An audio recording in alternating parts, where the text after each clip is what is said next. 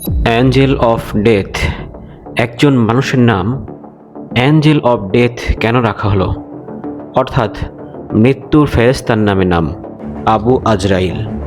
মধ্যপ্রাচ্যের যুদ্ধক্ষেত্রে এক নাম, যাকে কেউ বলে হিরো, আবার কেউ বলে মৃত্যুর প্রতীক। এই মানুষটি হলেন আবু আজরাইল। তার আসল নাম আইয়ুব ফালেহ আল রুবাই। ইরাকের একজন সাধারণ মানুষ থেকে তিনি হয়ে ওঠেন ভয়ঙ্কর যোদ্ধা।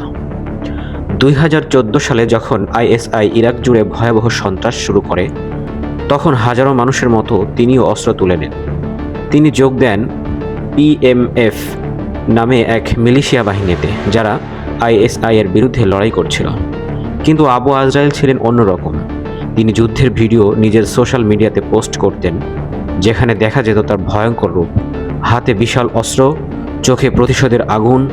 তার একটি বিখ্যাত ডায়লগ ছিল ইলাল জাহান্নাম, মানে তোমাদের জাহান্নামে পাঠাবো।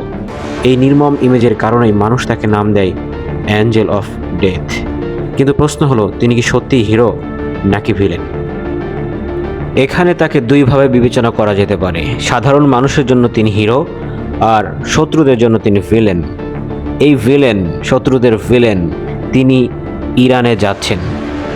এই যুদ্ধের পরিস্থিতির মধ্যে তিনি যদি ইরানে যান, তাহলে কি অবস্থা হতে পারে? বন্ধুরা, তোমরা অবশ্যই কমেন্টে জানাও। আর আশা করছি তোমরা সকলেই ইরানের জন্য দোয়া করবে।